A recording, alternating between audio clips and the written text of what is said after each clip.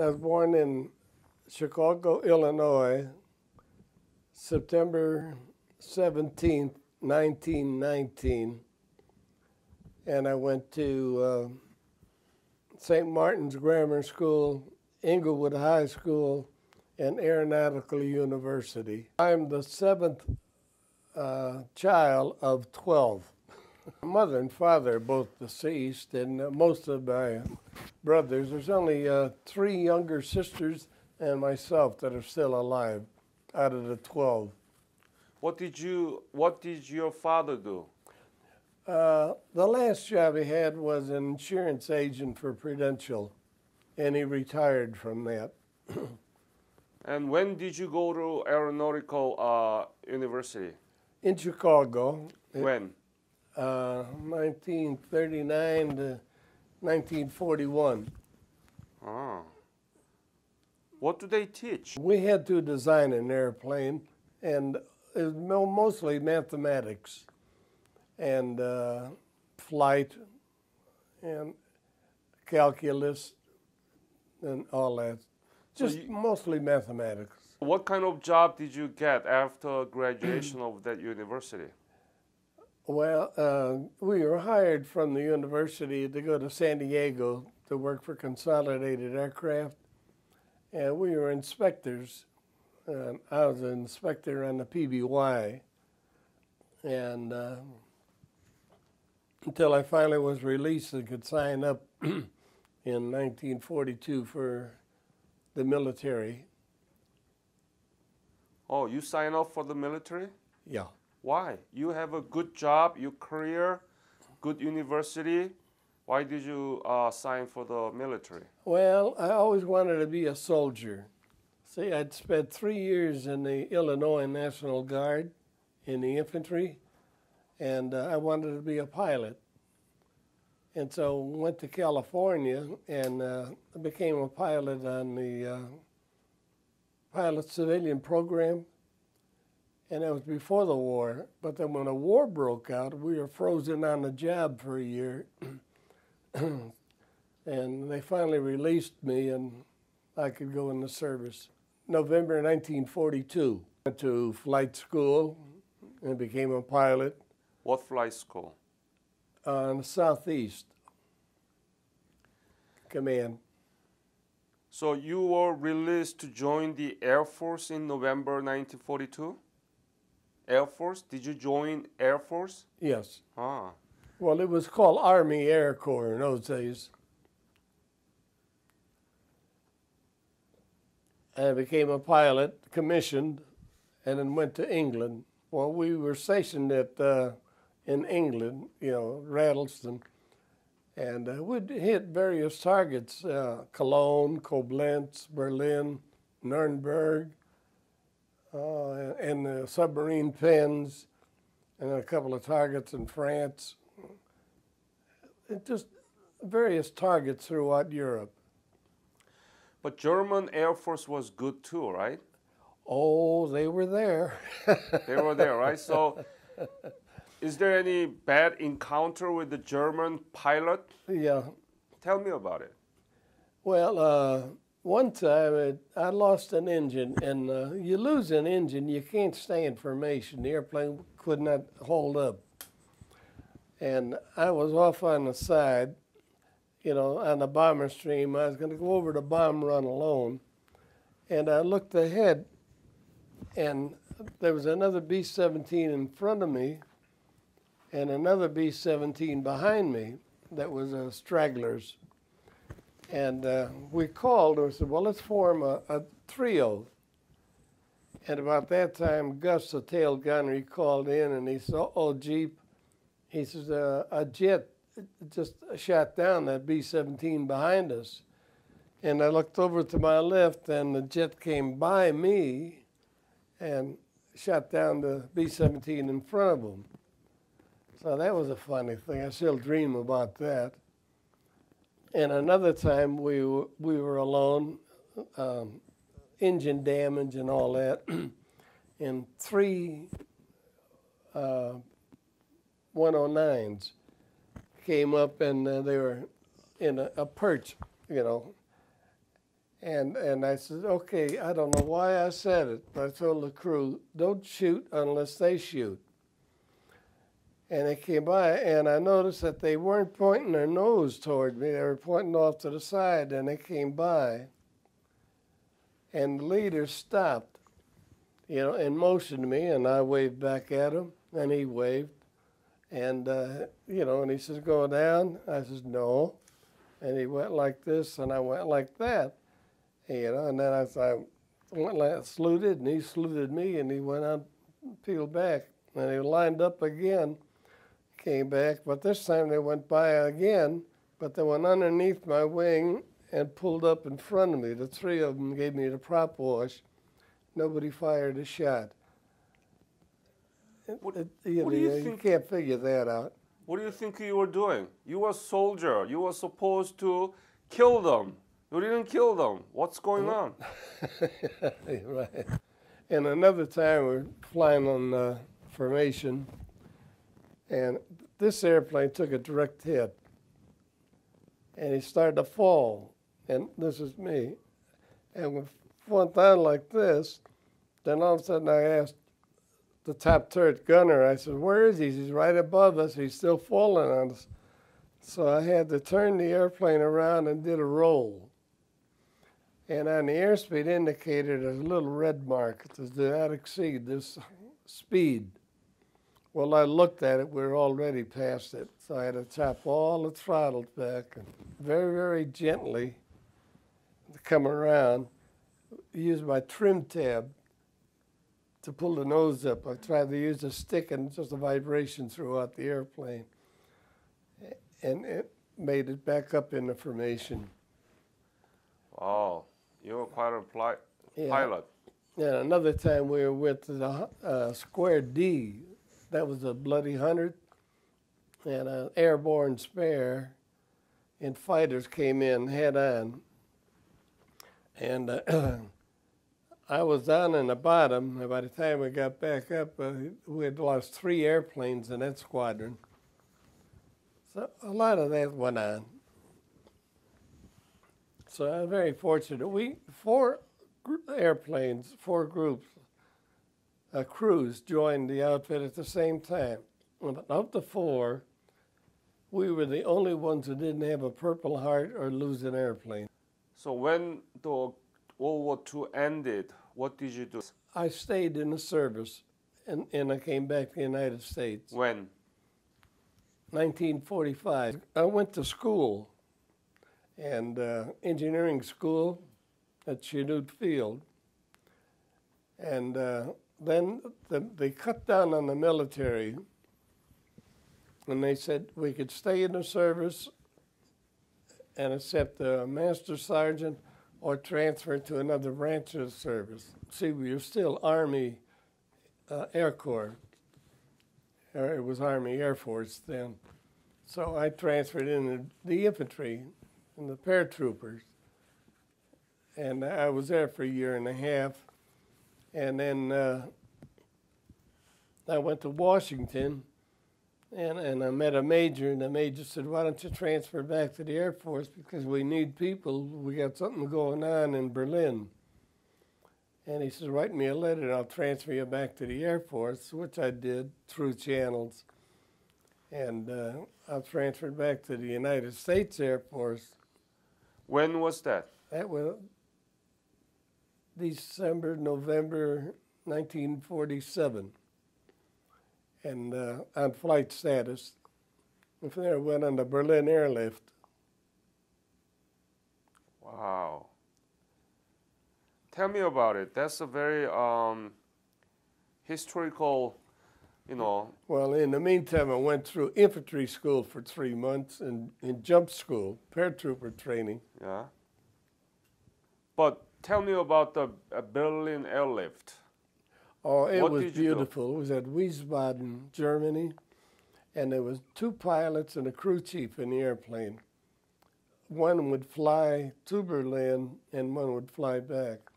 And we would take off, always directed by time.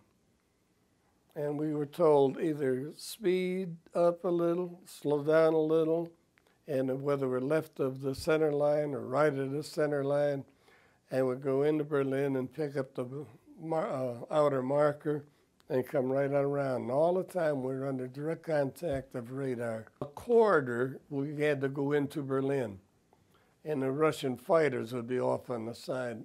They're watching us. Uh-huh. So what was your mission? We flew our supplies, mostly coal, other times food, to the people because Berlin was blocked. The Russians completely blocked all roads, and the only way to get in Berlin was for us by air. And that was the reason why the Berlin Airlift started, to keep the German people on the west side in coal for energy, to keep their generators going, and lights and food. Because it was completely blocked. All roads were blocked into Berlin, except the air. So how many missions did you accomplish? Oh, they would fly mostly one a day. And I think I flew 20 or so. And then I got an emergency leave to come back because my mother was sick. And but it was a beautiful operation and very well organized and managed completely excellently. Everybody was really sharp, you know. Where did you take off?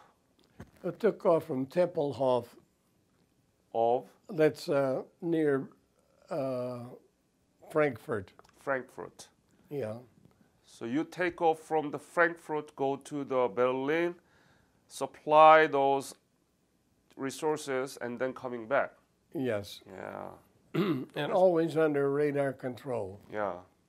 Right, that we don't wander off that free corridor that we had going in and coming out. How about British and French? The French, they also were very active on that, and the French also, they were flying in. And give all the supplies. That's why it was so important that when they say take off, that you did immediately and maintain your spacing, and they would tell you, because airplanes were landing sometimes 30 seconds apart into Tempelhof. And when they tell you to fire up your engines and get ready for takeoff, you had to do it immediately, and it all was under control time-wise, so you don't jam up. But everybody just coming in and coming in and coming in. Beautiful, beautiful. Yeah, it was. It was a beautiful operation. You were part of big history. Yeah. And that was the front line of Cold War. Yeah. Yeah. Have you ever encountered Russian pilot in the air? Yeah, I saw a Russian pilot off to the side, and I waved at him. So you're always waving. Yeah, I turned on the cockpit lights and waved to him, and he waved back. So yeah, when he was sitting right off there. See, here's the center line. I was there. I drifted over a little bit, and immediately they called me and said, "You're going left the center line. Now get back." So I went there. But there, I waved at a night fighter, and he waved back. when did that Berlin airlift ended? Oh, I think it was like 49, middle of 49, if I'm not mistaken. So after that, what happened to you? Well, I came back to the States and going to Lowry Air Force Base, Base Supply School.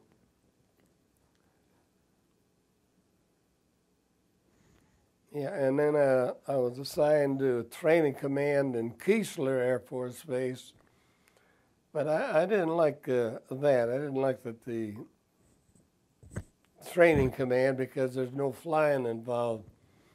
And then I heard about they needed pilots in Japan, so I volunteered to go over there and fly C-47s, cargo.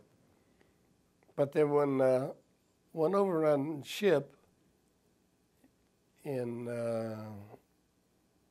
Korean War started in June, right. And that's when they needed pilots. And I left the States, I think it was July, and went into Japan, and they asked for volunteers for Mosquito Pilots. And in World War II, Mosquito was an English airplane. It was the fastest airplane in World War II, and it allowed 4 machine guns firing forward, and I volunteered to fly Mosquitoes. Well, when I got to Korea, the Mosquito was a T6 advanced trainer that they used for flight school for gunnery and formation flying. It was a T6, and that was called a Mosquito. The reason it was called Mosquito is it seems the North Koreans say they were very annoying, always buzzing around like a mosquito. But it was a good airplane, and we'd always fly in low, to find the targets. Well, it was 2 of us. It was and mostly there was an Army observer in the back seat helping taking notes and helping identify things. But with my infantry training, I knew what to look for. So when I go behind the enemy lines, I knew what I'm looking for was logistics, trails, and how they were supplying the people up there. And a lot of times it had Mongolians, huge people, carrying huge supplies on their back. And flying low and looking up on the side of the hill, you see little dugouts. And the people would go from one dugout to the next dugout up to the top of the hill. But you had to be low to look up to see them. And then you call fighters in and have them hit those targets. It was a very interesting job, and I really liked it. It was a very loose organization. I ended up to be B-Flight commander. It was a squadron then. And so we would take off when weather permitted, and we would fly 2 missions. Then the next day we'd fly 1 mission, and it would be off a day. And if we were real tired or weather was bad, of course that interrupted it. But very good, and we would work an area. Now, I was Mosquito Spirit. What do you mean by that? Mostly working in front of the 24th Division. But a lot of times you'd reconnoiter if the 24th didn't have any targets or wanted anything to look at. See, then we would go all the way up, and like I went all the way up to the Yellow and back, and where the 7th Division was up there being shelled from across the Yellow River, and they couldn't fire back. That was funny. So here they were told to get up there and take in a position, but the enemy was firing on them, but they couldn't fire back across the river. So they had to pull back. Where were you stationed? Taegu, outside of Taegu, a little racetrack, and then up and down the peninsula. And we got all the way up outside of North Korean capital, K-24. And Kempo, we were stationed there for a while, Yeongnam-pol. And see, we would move up as the infantry moved up. And then when the Chinese came in, then we would fall back all the way back to K2 again, outside of Taegu. And then from there, they were getting ready to go to K6. But I had already flown 102 missions in 2 tours in February. 13th, 14th, and 15th was Yeongnam-pol. 1915? 1951? Yeah, 51. Yeah, 51 is when I flew the 102nd, 103rd mission. They were surrounded, and I was flying off of 24th Division forward near the Imjin area, not Aitan, but Imjin, south of Seoul. And I told him that the 2nd Division on the right was completely surrounded. And General Bryant, he said, well, could you come down and brief us on this? And I said, well, you only got a little dirt L5 strip, a little riverbed. And the forward control says, yeah, you can make it. I said, you got to land this airplane on this little bitty dry riverbed? And they said, yeah. I says, all right. Well, I made one of these short field landings and hit brakes immediately and there. And when in General Bryant, 24th Division forward, we briefed him and told him there's an awful lot of activity in his front going over toward not the name of that place. In Imjin, where the 2nd Division was surrounded, 2nd Division forward. And so I told him that there's an awful lot of traffic going up over there, and we briefed him on there. And he said, well, would you take my air liaison officer up? And I said, well, if he has the nerve to sit in the back seat and flying this airplane in a short field, fine. So it was Major Smith. I took him up and showed him all the tracks in the snow around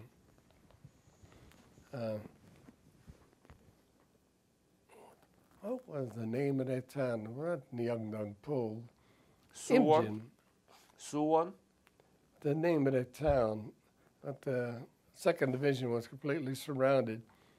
There was a big battle, and I showed Major Smith where the enemy snow tracks, completely heavy, and all around the town, and where they were laying in white and snow, and we worked fighters in there, and he said, you must have killed over about 1,000 of them, the Chinese, and landed, and then briefed General Bryan. And about that time, they said, well, you have to gas up. We got a lot of fighters coming. And again, so I put my observer back in the back seat, and the ground, the sun had come out, and the ground was a little spongy, and we barely made the takeoff, where at the end of the strip was a tank, and I was right even with him. So I sucked up the gear, and we worked fighters, more fighters than we ever worked before, and it was all around the town. And we had to direct the fighters in a way that they wouldn't run into one another, and we found a regiment, they're all in white, laying in the snow, and we hit them. And that was really quite a battle, quite a thing. Were you talking about Chipyeong-ni. Chipyeong-ni. That was a Chipyeong-ni. Yeah, and they got the Presidential Unit Citation for that, the 2nd Division. So that was my last mission in Korea. When did you leave Korea? Well, that was in February 15th, shortly thereafter, and went to Japan. 1951? 51. So I arrived in Japan March 1951. Were there any Russian pilots in the air? Yes. Oh, so please tell me about it. How often, how many? Well, we didn't see any because they were up, fighting the MiGs. But I had one unmarked airplane tried to shoot me down. That was at the Takchan area, just before off the Chongchong River, before I was in support of the Rock Division there. And they had come in the Chongchong River here and the flat area in the 2nd Division there, and the Wowon Pass, and there was two Tokchans. That's the trouble. One was a railroad station, and this other little town, Tokchan. And there was a valley, and it came in through the hill, and there's a big mountain right here, and there's a tunnel at the end that came through. And we hit 3 tanks that had camouflage and set them on fire at Tokchan. But then they broke through this area, through the rock division, and then attacked the 2nd Division over the hill over here. And that was a real big battle. That was 1950, right? That was if you were in the Chongcheng River. 1950, yeah. So Yeah, there we was reported Chinese. Oh my gosh! And nobody believed us. They said we'll be home for Christmas. I said, what Christmas? Yeah, and this one colonel came up to our Mosquito outfit, and he said, oh yeah. He said, I just come up here to get a battle star. And I said, well, why don't you earn it and get in my back seat of my airplane? I'll show you Chinese. And he said, there's no Chinese here. I said, they're all over the place. Completely all over. They're coming down from the north and down in through that area there where the rock division broke. And, how did you recognize Chinese from the air? Different uniforms. And they had a dark green, an almost black uniform. And those were the Chinese high-ranking officers. And at first I thought they were black uniforms until I found out later it was a very dark green. And one of them, we annoyed him so bad, he picked up the pistol and shot at us. How high you're playing up there normally? Oh, we would fly maybe 100 feet off the ground. We had to be low because when you're coming down in a valley, see, we don't go down the center of the valley. We come off to the side, see? So we're not silhouetted. And just like anybody shooting dove, we have a background and go, it's awful discerning. But if you have up high in the sky, you're an easy target. So we always had to be very low. And the camouflage, the Chinese had, and the North Korean had good, excellent camouflage. And a lot of times they would use rocks and pile straw on top of it, to simulate a tank. And we'd have to get down underneath and look up.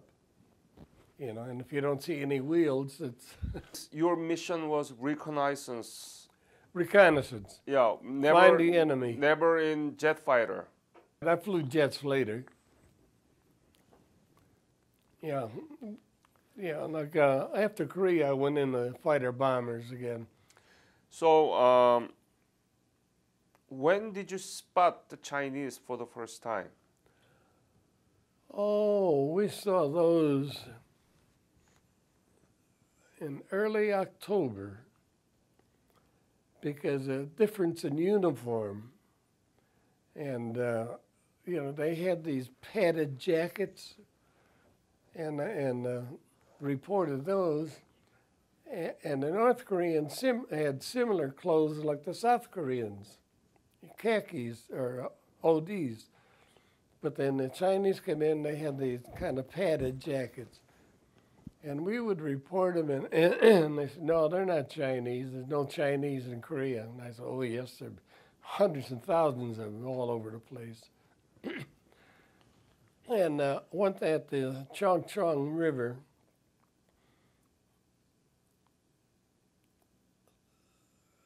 Must have been late October or November. The river was frozen, and they were coming across.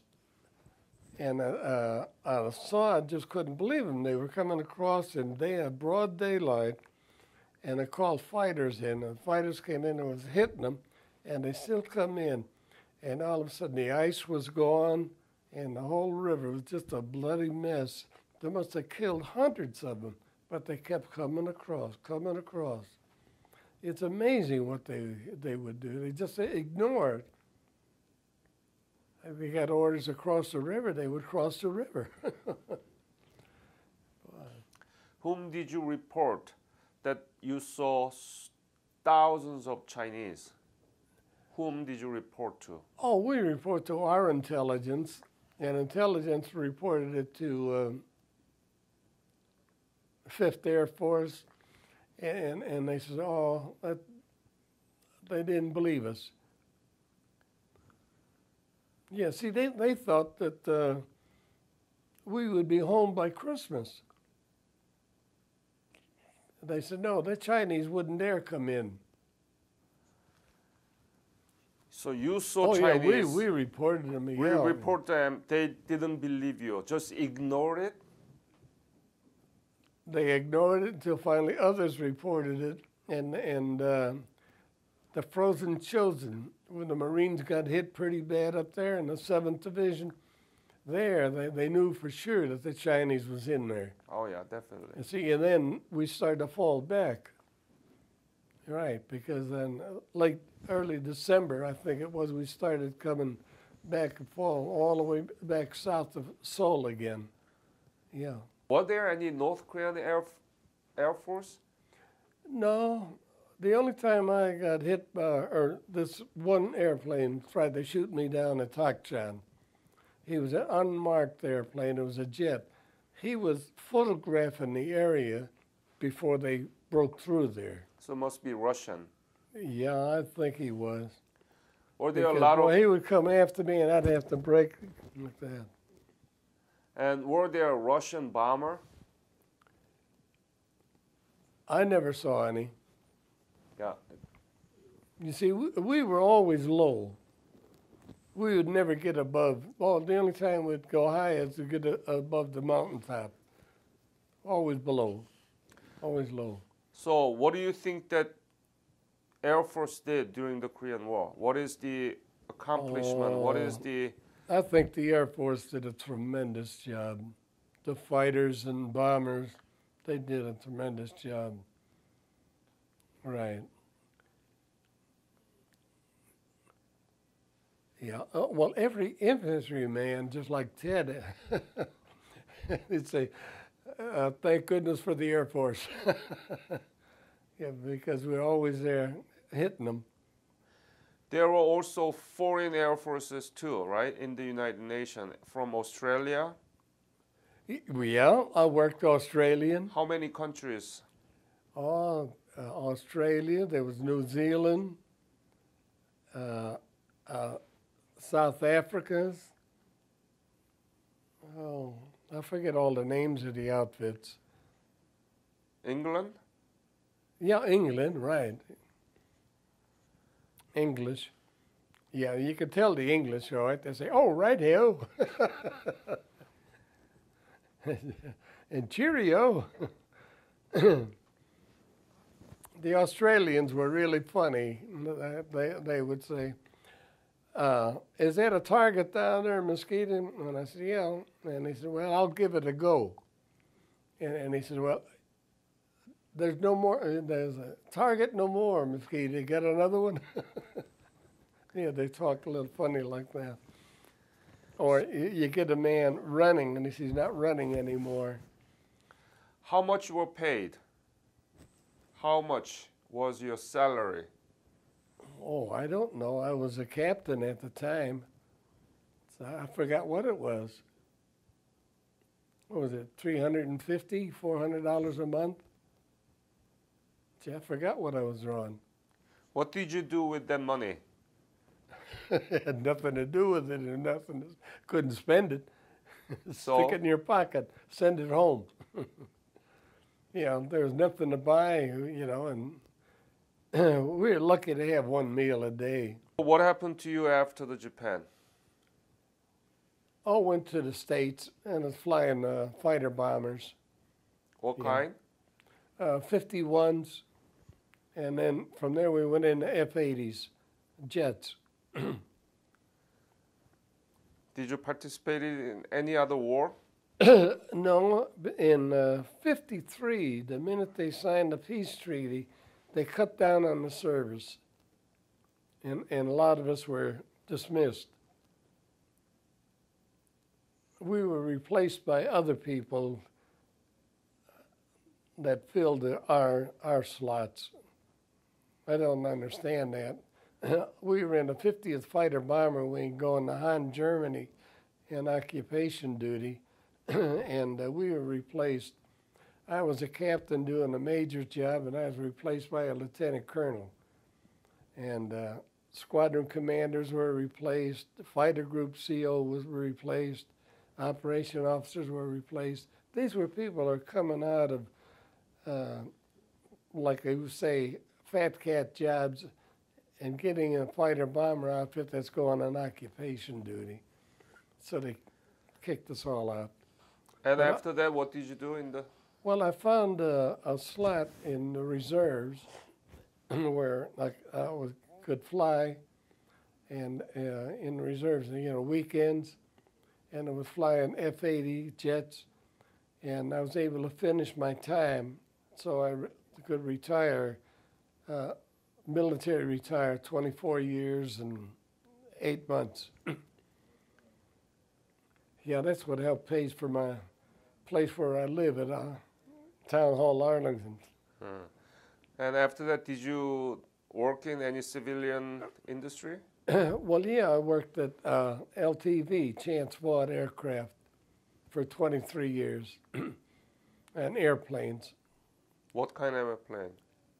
Well, it was the F-8 and the AD, and I was in charge of support equipment for the maintenance jobs and what equipment they needed to do the jobs. And that was my last job. And very interesting. Have you been back to Korea? Oh, I went on the revisit program. Yeah. When did you go? It was beautiful. Here, the Han River was terraced, and there was bicycle paths, and people were fishing the Han River. And when we were there, it was just a dirty, muddy place with bodies floating down. And we could drink the water in the hotel. It was amazing. It was amazing what you people did in Seoul. Oh, I was just amazed. And I said, and then the fact that your airplanes could land at Dallas-Fort Worth Airport. It was amazing what you people have done. Tremendous. I have great respect for the Koreans, for what they have done. When did you go back to Korea? On the revisit program? Yeah. When was it? Must have been on 92, 93, something like that. And then people treated us like kings. Oh my gosh. You know, the most amazing part, see, I was a soldier and I was just fighting a war, but we went to a dinner, and this one Korean ambassador or somebody, he said, you people gave us three things. You gave us freedom, you gave us religion, and you gave us democracy. And I was sitting next to a Marine, big old nose, a real Marine, tough-looking Marine. And he looked at me and he said, you know, listening to him, he says, it makes those nights not so cold. Oh, yeah, you Korean people, I have the greatest respect for them. Beautiful. So you had a good time in the Air Force? No, not really. It was very rough at times because, you know, being kicked out and coming back and transferring. But, yeah, I loved it. It was, you know, and I made it. See, I'm determined to make my 20 years, and I did. I made it. How many children do you have? How many children, grandchildren, great-grandchildren? We had one daughter, and she had 3 children. And I have 4 great-grandchildren and 3 grandchildren, right. What's the range of ages of those? Well, my daughter now is 65, and her husband is the same. And the great-grandchildren, I think the youngest one is a year and a half, and the oldest one is about 6, the great-grandchildren. How about grandchildren? Huh? How about grandchildren? Well, the grandchildren, let's see, Matthew must be around 30-something. Yeah, they're all in their 30s. Any comments to this interview? No, the only thing about it is people ask me to go back in mind to Korea. I lose sleep again. All these things come back to mind, some good, some bad. And I don't know. If it does any good, I'm happy. But I'll lose a couple of nights' sleep again.